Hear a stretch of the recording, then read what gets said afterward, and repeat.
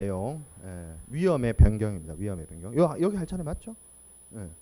자, 위험의 변경이란 게 뭐냐면 우리가 보험 계약자, 피보험자의 의무를 얘기할 때 고지 의무를 이야기했습니다. 그 고지 의무의 핵심이 뭐냐면 내 상황, 내 컨디션을 보험자한테 정확하게 알려서 그걸 바탕으로 이 사람이 어느 정도 컨디션이구나, 이 화물이 어느 정도 상황이구나, 이 선박이 어떤 상태이구나 이걸 정확하게 알아서 위험을 정확하게 측정할 수는 없겠지만 이건 뭐 확률과 통계의 부분이죠. 보험회사가 이 정도에 되면 이 사람이 하는 이러한 사업, 해상 사업은 한 손해가 한 이 정도 날 수 있는 확률이 있겠구나. 뭐 그런 것들을 바탕으로 우리가 너무 깊게 보험 계리 쪽으로 갈 필요는 없지만 그런 것들을 계산을 다 해서 보험료를 산출을 할 겁니다.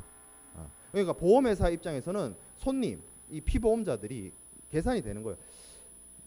이렇게 사업을 하겠다고 하는데 얘는 손해가 날 확률이 한 이 정도 되겠구나. 뭐 이런 것들을 판단을 하겠죠. 보험회사 입장에서는. 근데 그러한 위험의 어떤 환경, 상황, 그 피보험자의 어떤 주변 환경이나 상황 이런 것들이 변하게 된다면, 변동하게 된다면 당연히 위험에 처할 확률이라는 것도 증가하게 될 겁니다. 그러면 계약, 보험 계약의 어떤 근본에 있었던 근간에 있었던 어떤 사정들이 변화하게 되죠. 그래서 보험자에게는 좀 불리해지는 상황이 발생할 수가 있게 됩니다. 그래서 그렇게 된다면 이제 보험 계약을 뭐 수정을 한다거나 계약을 새롭게 체결한다거나 아니면 보험자가 면책된다거나 그런 변화가 있게 됩니다. 그래서 위험의 변경이 두 개로 나뉘는데 주관적 위험 변경이 있고 객관적 위험 변경이 있습니다. 주관적 위험 변경이란 건 뭐냐면 피보험자가 고의로 혹은 피보험자가 잘못해서 여기 뭐 중대한 가실 이렇게 되어 있는데 잘못해서 상황이 변하게 된 거예요. 위험이 변경된 경우입니다. 이 피보험자의 재산, 그러니까 뭐 화물이 됐든 선박이 됐든 그 재산에 입을 수 있는 손해 이런 것들이 발생할 확률이라는 게 매우 현저하게 증가되는 경우를 말하게 됩니다. 이렇게 피보험자나 보험계약자의 잘못으로 인해서 위험이 증가하게 되면 MIA에서는 보험자를 그 위험이 증가한 때로부터 면책시키고 있습니다. 면책된다는 말은 사고가 발생해도 보험자가 책임지지 않게 된다는 뜻이죠. 면책이란 말이. 자, 그리고 객관적 위험 변경이 있습니다. 객관적 위험 변경이란 거는 피보험자나 보험계약자의 잘못이 없어요. 객관적 기책 사유가 없어요. 기책 사유가 책임 있는 사유라는 뜻이죠. 이 사람들 잘못이 아니야. 뭐 살다 보면 그럴 수 있죠. 내 잘못은 아닌데 뭐 어떤 상황이 주변의 상황이 변화하게 됐어요. 그래서 그 보험 목적물인 화물이나 선박에 발생할 수 있는 위험의 정도가 커지게 되는 경우입니다. 사실 이러한 부분에 대해서는 MIA나 뭐 이런 데서 명확하게 규정이 없습니다. 그러면 실무적으로 어떻게 하느냐? 보통 이 경우에는 보험자를 면책시키거나 피보험자한테 책임을 묻기보다는 보험 계약을 변경하거나 뭐 새롭게 특약을 하거나 등등의 협상을 해서 일 처리를 하게 되는 경우가 있고 피보험자는 여기에 대해서 책임은 지지 않는데 반드시 알아둬야 될 게 통지 의무할 때 이야기를 했습니다. 사고가 났다고 해서 사고가 났습니다. 통지하는 것도 당연히 통지 의무지만 자신의 주변 환경이 변화해서 자신의 그 보험 목적물인 화물이나 선박이 입을 수 있는 손해의 정도가 위험의 정도가 더 커지는 그런 위험의 변경 상황에서도 반드시 보험자에게 통지하도록 하고 있습니다. 그럼 자, 위험이 변경된다는 게 대체적으로 어떤 상황들이 일어나게 되는 것이냐? 가장 대표적인 위험 변경의 사례가 2로입니다. 2로. 데비에이션이라고 하는 2로입니다. 이건 뭐냐면 쉽게 이야기하면 경로 이탈입니다. 경로 이탈. 뭐가? 배가 선박이란 게 바다가 있으면 항상 어디든 어느 바다든 어느 곳이든 갈 수 있는 게 아닙니다. 우리 눈에 보이지 않지만 바다에도 뱃길이 있고요. 하늘에도 비행기가 다니는 길이 있습니다. 그곳을 벗어나면 사고예요. 사고. 특히 비행기 자기 비행 구역 아닌데 들어가면 미사일 맞을 수 있습니다. 예. 정말로. 예. 그렇죠. 예. 제가 용산에 살아요. 용산에. 예. 용산 저쪽 숙대 입구 쪽에 사는데 지난주에 엄청 시끄러웠어요. 우리 동네에. 근처에 뭐가 있냐면 국방부가 있고 전쟁 기념관이 있는데 막 블랙 이글스가 막 비행하고 막 난리야. 엄청 시끄러워 진짜. 예. 예. 그건 근데 그 서울 그 강북 도심에 비행기를 띄운다는 거는 이미 유관 기관들하고 협조가 다 끝나서 띄우는 거예요. 그 함부로 띄울 수 있는 게 아니에요.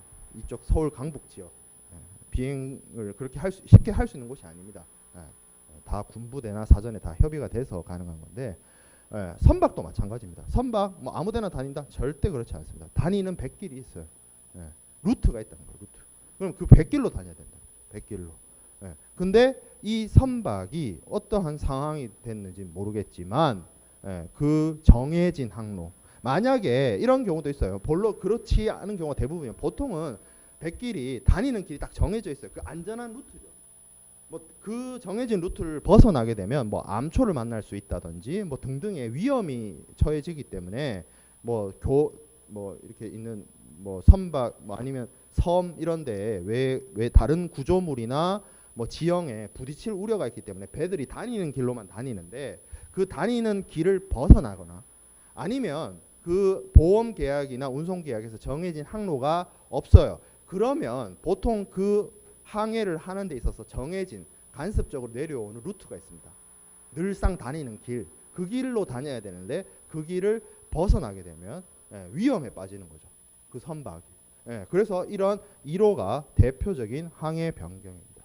1호가 발생하게 되면 위험이 증대되는 거죠. 그래서 1호가 성립되기 위해서는 저기 밑에 1호 성립 요건의 두 번째 줄에 반드시 실제로 1호가 있어야 됩니다. 실제로 선박이 정해진 항로 그리고 간섭적으로 내려오는 항로 그곳을 벗어나야 1호입니다. 요게 뒤에서 보게 될 항해 변경하고 조금 달라요. 항해 변경은 항해 루트를 변경하고자 하는 마음만 먹는 걸로 항해 변경인데 1호는 1호 하고 싶은데라고 속으로 생각하는 건 상관없어요. 1호를 계획하는 것도 상관없어요. 계획하고 안 하면 돼.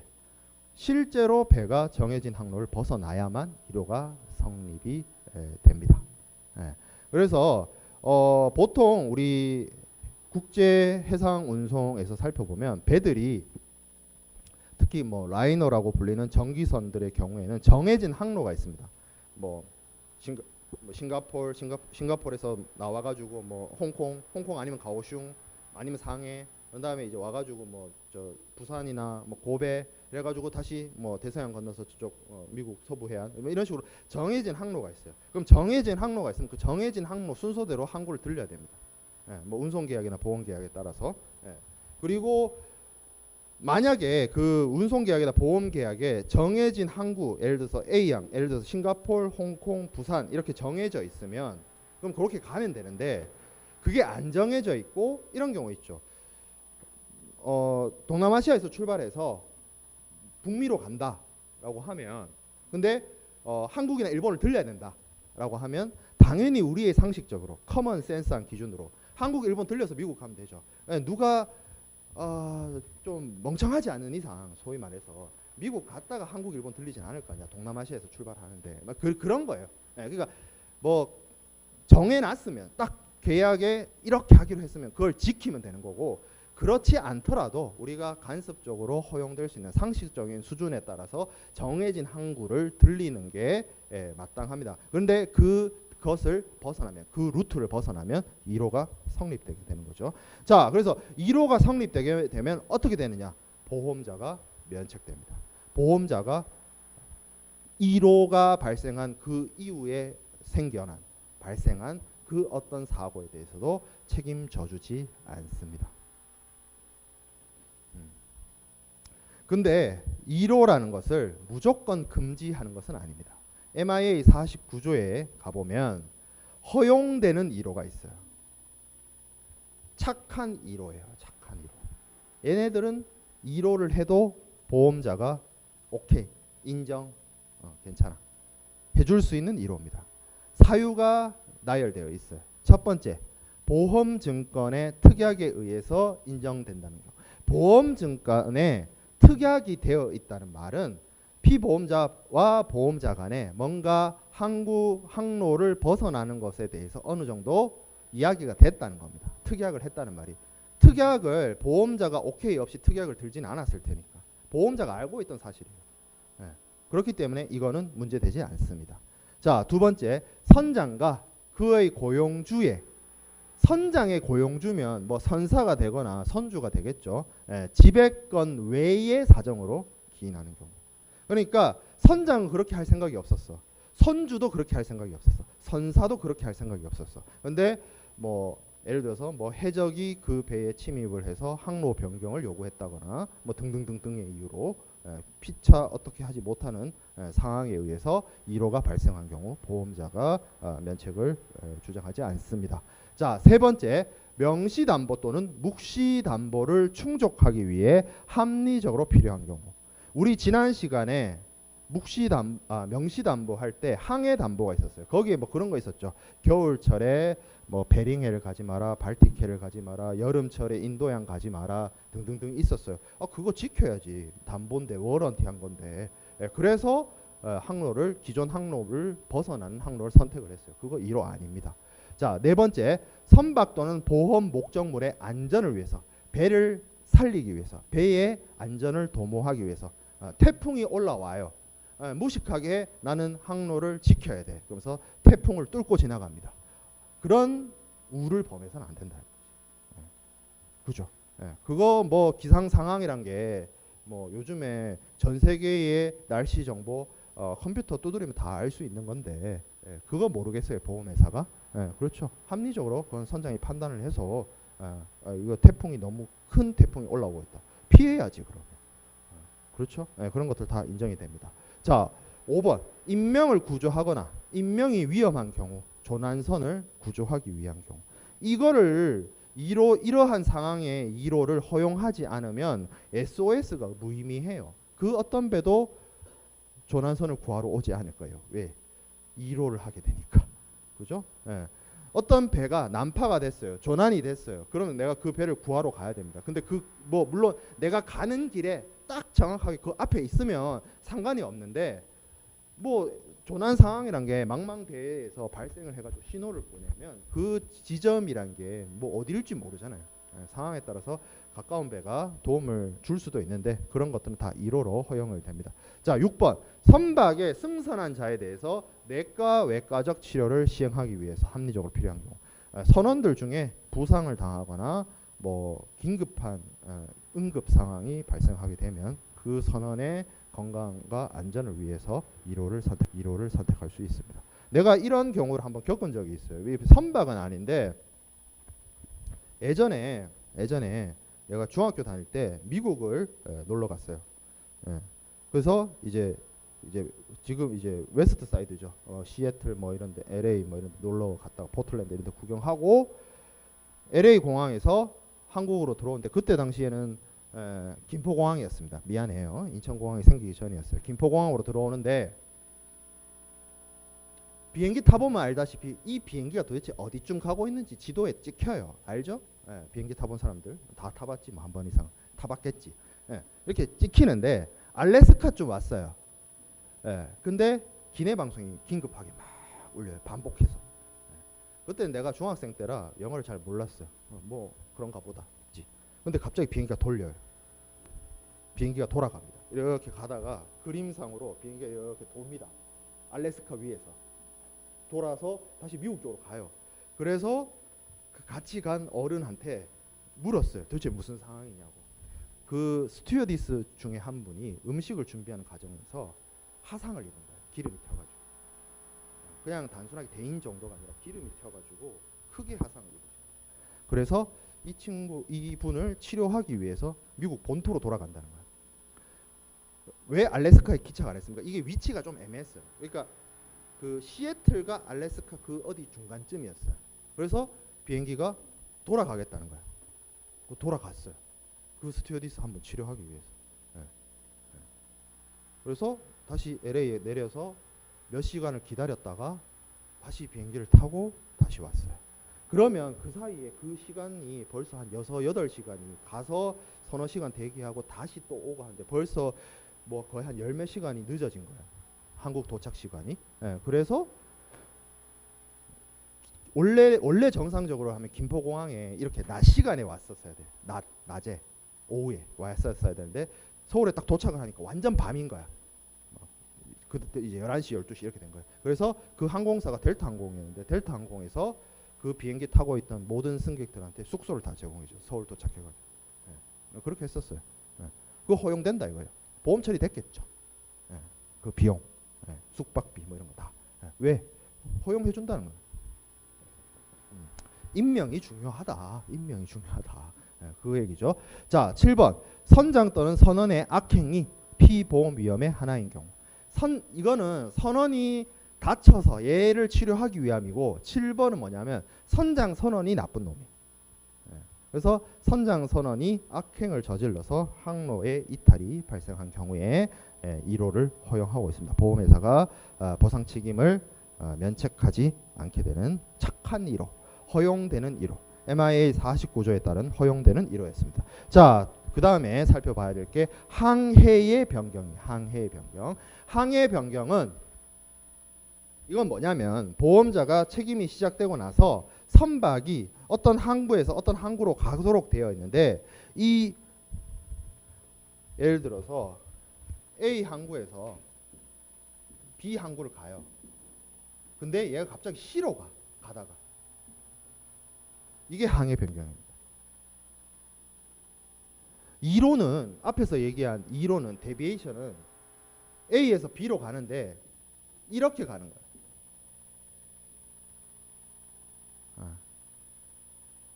근데 항해 변경은 쭉 가다가 그냥 이렇게 가는 거예요.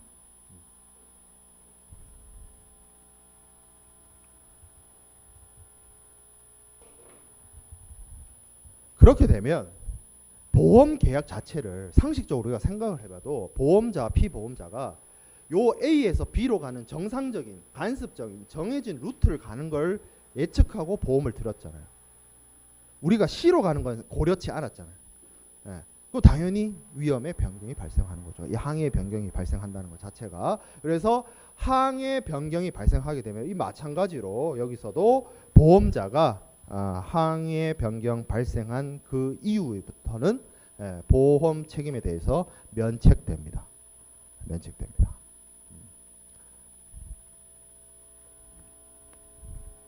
여기 지금 개요에 그렇게 설명이 되어 있는데 출발하기 전에 이 배가 출발하기 전에 어떤 상황이 달라져서 경제적 상황이나 여러 가지 계약적 상황이 달라져서 B로 가는 게 아니라 C로 갑니다 라고 이야기가 돼서 그게 보험자도 이제 통지가 되고 뭐 거기에 대해서 바뀐 보험 요율에 대해서 협상도 이루어진 상태에서 C로 가는 건 상관이 없어요.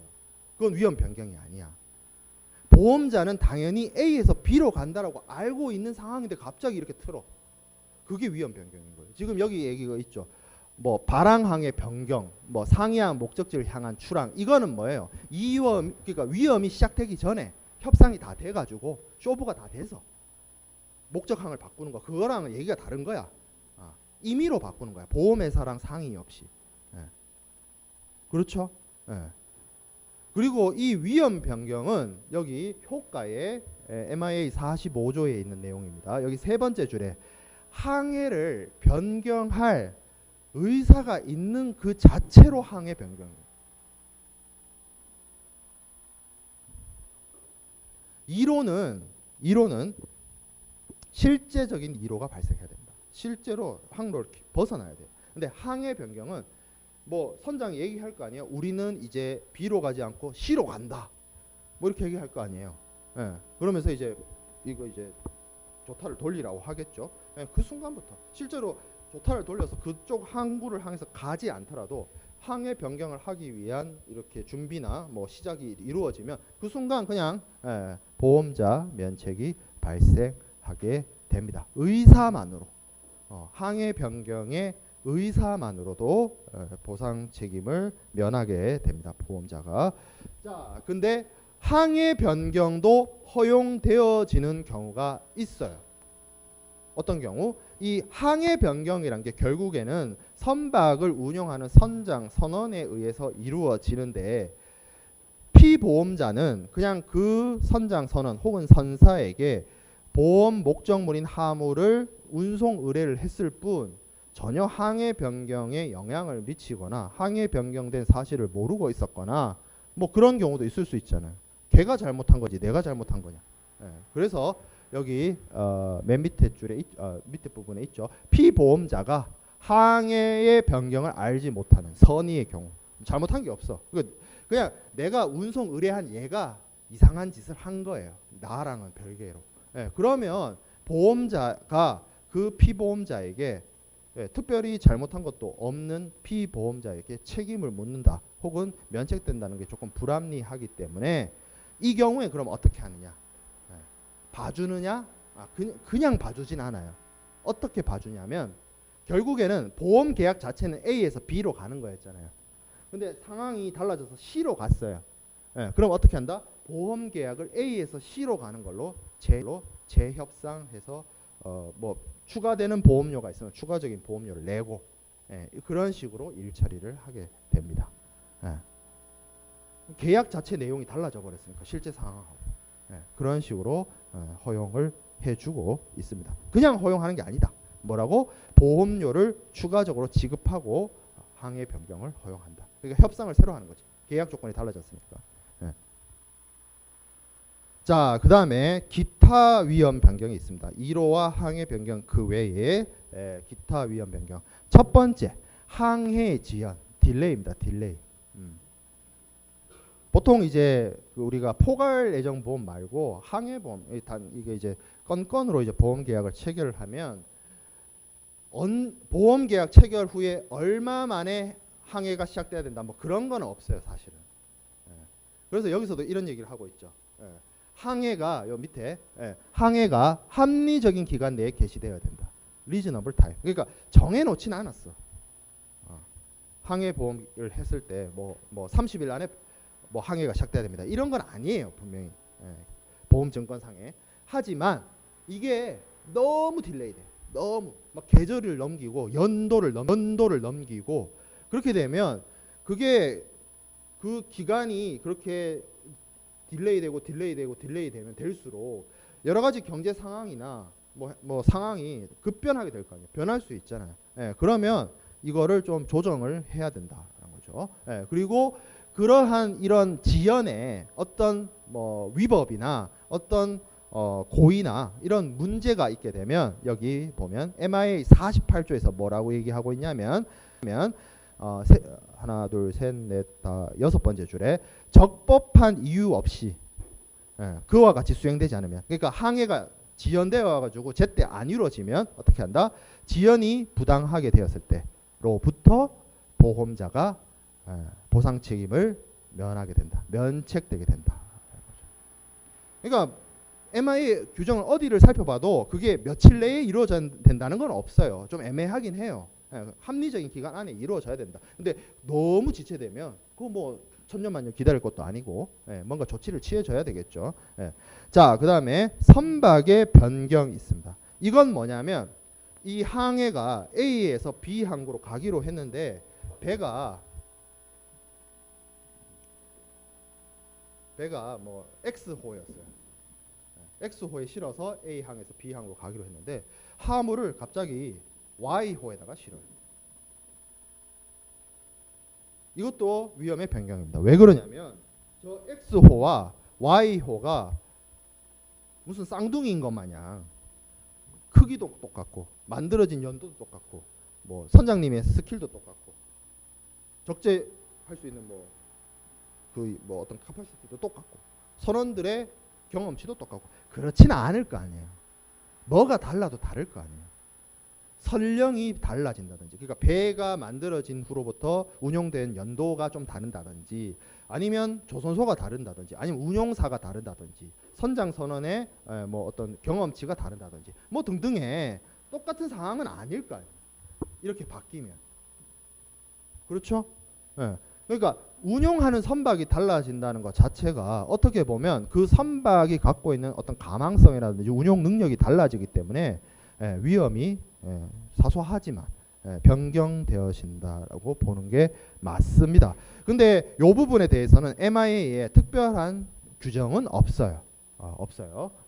근데 이것도 위험 변경은 맞다. 이런 상황이 발생하게 되면 보험자에게 피보험자가 통지를 하는 것이 맞습니다. 배가 바뀌었다. 물론 여기 맨 마지막 줄에 그 말이 있습니다. 다만 선명 미상 보험증권은 예외다. 선명 미상 보험증권이 뭐예요? 우리 배웠죠. 플로팅 팔리시입니다. 플로팅 팔리시가 뭐예요? 보험 계약에 드는 여러 모든 조건이 이미 다 정해져 있는데 배가 어떤 배에 실릴지만 몰라. 그거는 운송인하고의 운송 계약 뭐 여러 가지 사안에 따라서 나중에 달라질 수 있기 때문이다 그랬죠. 그래서 플로팅 팔리시를 통해서 보험 계약을 체결한 경우에는 선박이 어떤 선박에 실릴지 이미 예측되어 있지 않고 사후에 정해지는 것이기 때문에 선박의 변경이 크게 문제가 되지 않습니다. 자, 그다음에 한적 및 갑한적. 한적을 한다는 것 자체가 위험의 변경을 가져다 줍니다. 왜? 화물을 선박에 멀쩡하게 실려 있던 것을 내려가지고 다른 선박에 옮겨 실기 때문에 그 옮겨 실는 과정 속에서 화물이 파손될 우려가 발생하기도 하고, 그리고 갑한적. 갑한적이 뭐예요? 갑판 위에 실는 거죠. 이것도 그 바닷물에 실려 나갈 수 있는 그런 위험이 있기 때문에 금지를 합니다. 기본적으로. 근데 화물이 뭐 한적되거나 뭐 하는 이러한 상황들이 위험의 변경에 맞긴 합니다만, 현대에 와서 국제 운송 환경, 국제 운송의 여러 가지 패러다임이 많이 바뀌었죠. 어떤 식으로 바뀌었어요? 컨테이너가 도입이 되고, 컨테이너선은 기본적으로 갑한적이 허용이 되고, 그리고 운송 상황에 따라서 복합 운송인이 많이 등장을 하다 보니까 운송 과정 속에서 한적이 필수 불가결하게 발생하는 경우도 있고, 그런 상황들이 많이 바뀌었어요. 운송 환경이. 그렇기 때문에 보험에서도 여기 그렇게 나와 있죠. 볼드 표시로 되어 있는 경우 목적지까지 화물을 운송하는 데 있어서 한적이 정당화된다. 한적이 일어날 수밖에 없다. 그런 경우에는 보험자의 책임을 면책시키거나 그러지 않는다. 보험자가 계속 책임져 준다라는 거죠. 어찌됐든 이런 것들이 뭐 선박의 변경이라든지 환적이라든지 지연이라든지 이런 것들이 기타의 위험 변경에 해당이 됩니다. 자, 그래서 항해 변경 중에서 가장 중요한 이슈가 이제 1호하고 항해 변경인데, 우리가 고지와 담보를 비교했던 것처럼 1호와 항해 변경도 한번 비교해 보겠습니다. 1호는 항해를 하는 데 있어서 필요가 아니라 그 정해진 항로를 벗어나는 거, 항로를 이탈하는 거. 자, 그리고 항해 변경은 위험이 개시된 후, 그러니까 위험이 개시됐단 말이 항해가 시작된 후에 도착항이 변경되는 거. B항에서 C항으로. 자, 1호는 실제 1호가 있어야 됩니다. 하지만 항해 변경은 항해 변경의 의사가 있는 것만으로도 항해 변경입니다. 자, 효과는 똑같죠. 뭐예요? 두 사안 다 발생하게 되면 보험자가 면책됩니다. 책임지지 않습니다. 자, 그리고 뭐 특징은 그냥 한번 읽어보면 되고, 그리고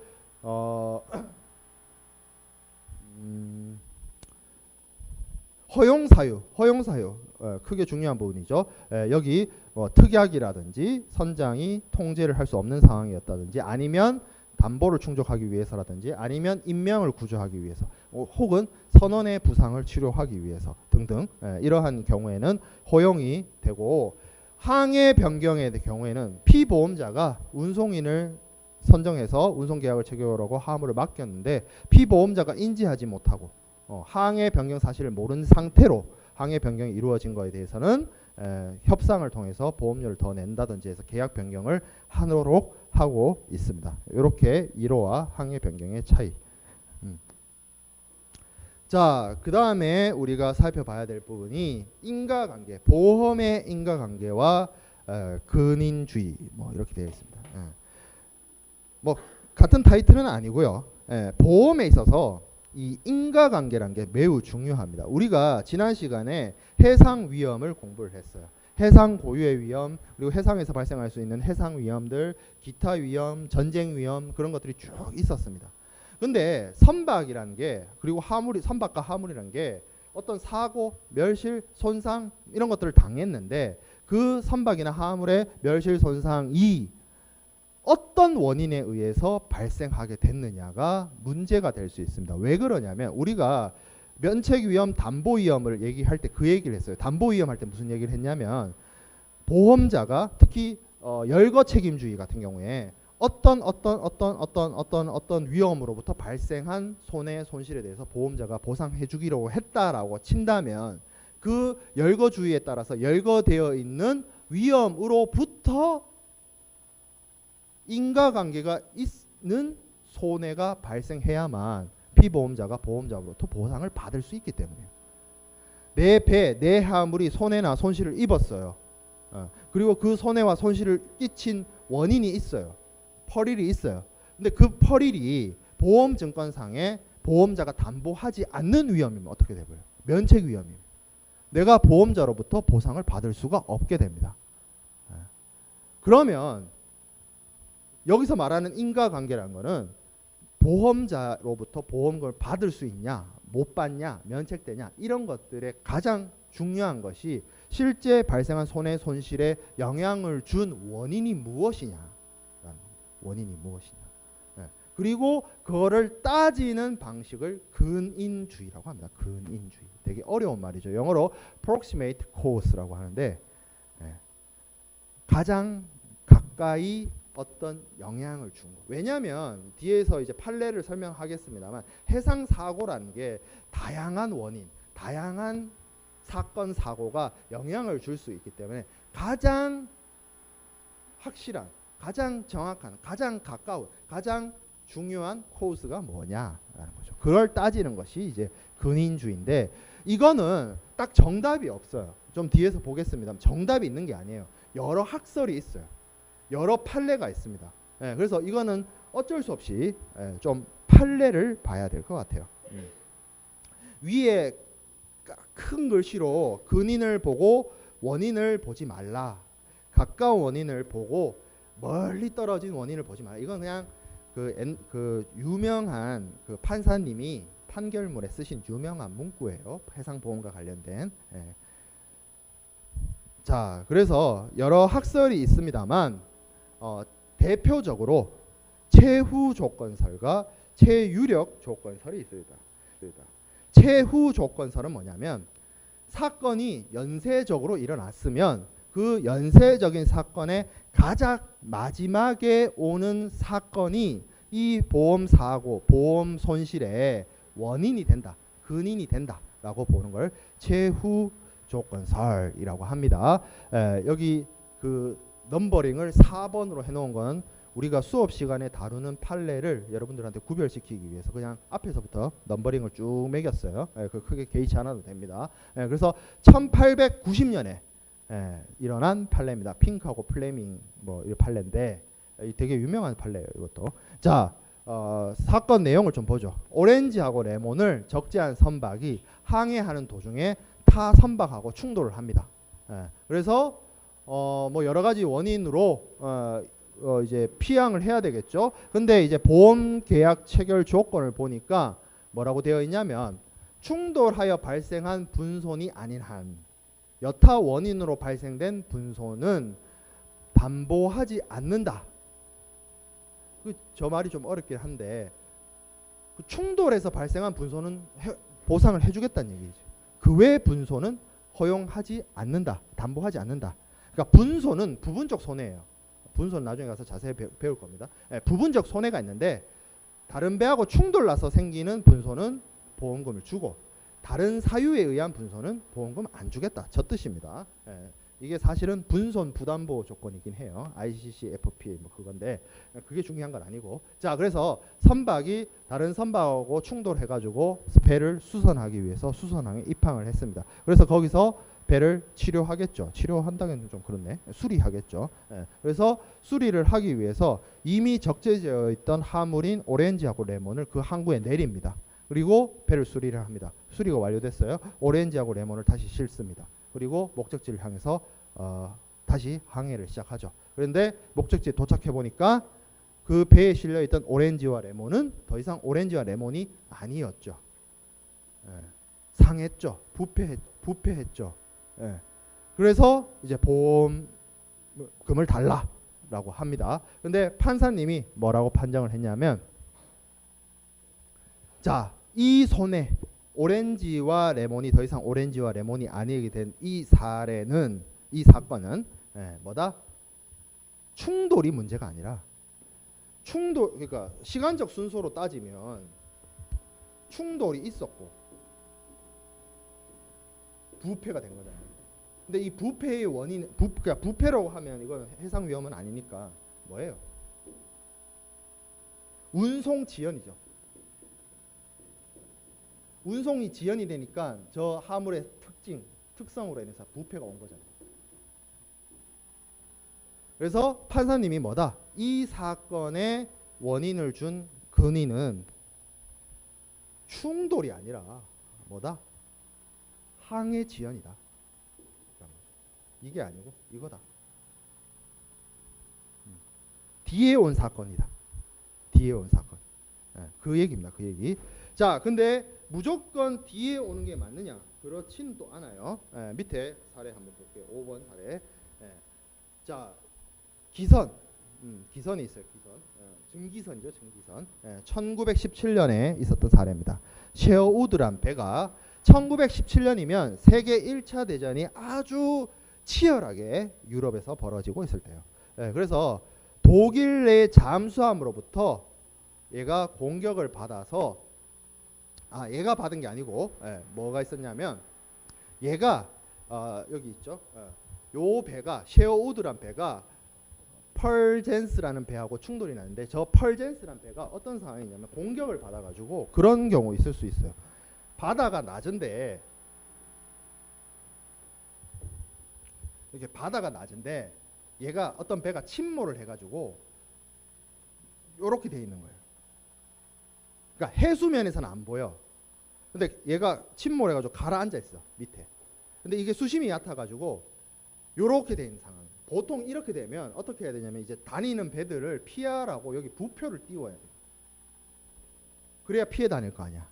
근데 이게 상황이 급박하다 보니까 채 부표를 띄우기도 전에 여기 셰어우드라는 배가 와가지고 꽝 한 거예요. 이렇게 꽝.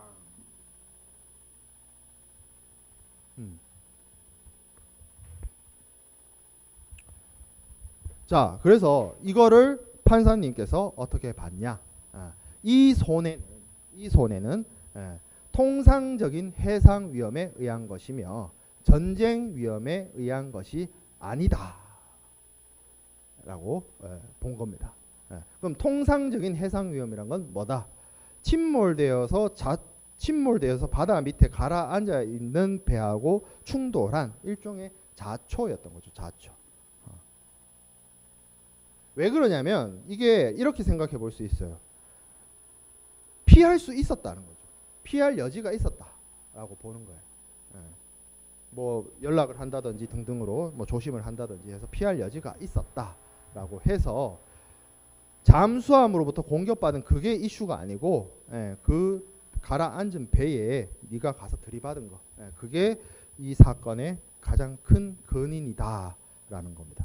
시간적 순서에 따라서 뒤에 오는 사건들. 자, 그리고 최후 조건설하고 조금 다른 입장을 취하고 있는 게 뭐냐면 최유력 조건설입니다. 최유력 조건설.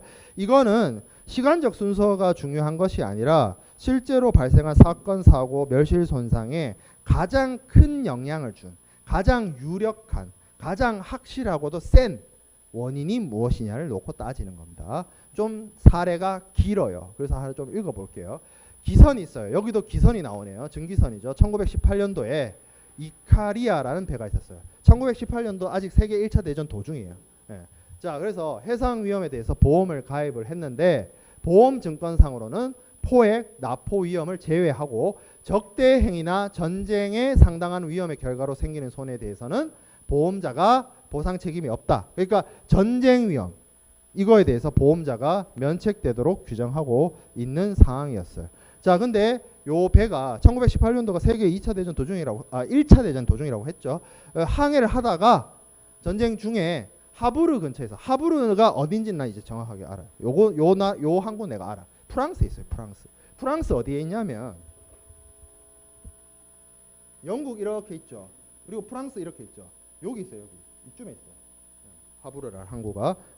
그래서 이 항구 근처에서 수레 공격을 받아서 그곳의 주위에 항구에 입항을 해서 이제 뭐 물 빼내고 수리하는 작업을 하기로 했습니다. 근데 그 항구 그 지역에 돌풍이 불기로 된 거예요. 그래서 그 배수 작업하고 그 수리 작업을 중단을 했고, 이 배가 지금 이제 배에 구멍이 나가지고 계속 물이 들어오는 상황이라서 가만히 내버려두면, 수리를 안 하고 가만히 내버려두면 항구 안에서 침몰하게 생겨버린 거예요. 그래서 그 항구에서 그 선박에게 항구를 나가라.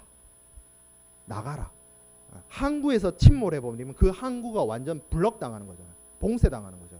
그러니까 나가라 그러게 됩니다. 매정하죠. 좀 매정하긴 한데 나갔어요. 그래서 근데 그 나간 밖에서 이게 조수간만의 차가 있다 보니까 이 배가 모래톱에 턱 걸렸다가 또 물이 들어오면 떴다가 턱 걸렸다가 떴다가 뭐 아무튼 이런 상황을 겪어요.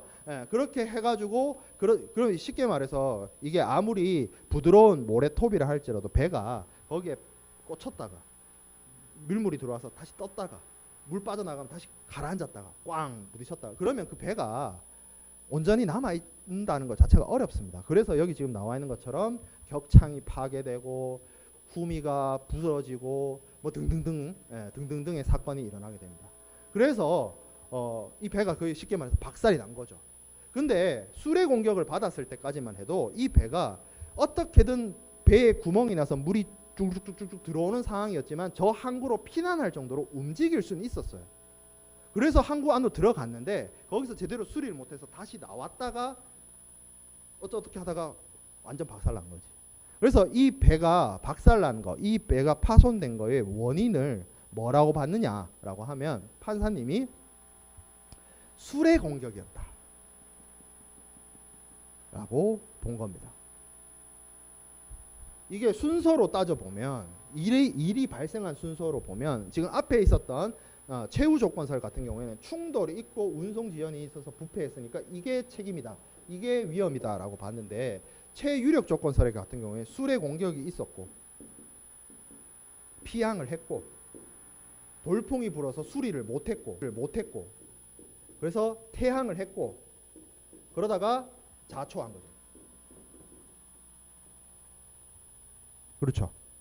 근데 이 선박이 파손시킨 가장 큰 원인은 뒤에 이렇게 발생한 사건들이 아니다. 뭐다? 이거다. 이거.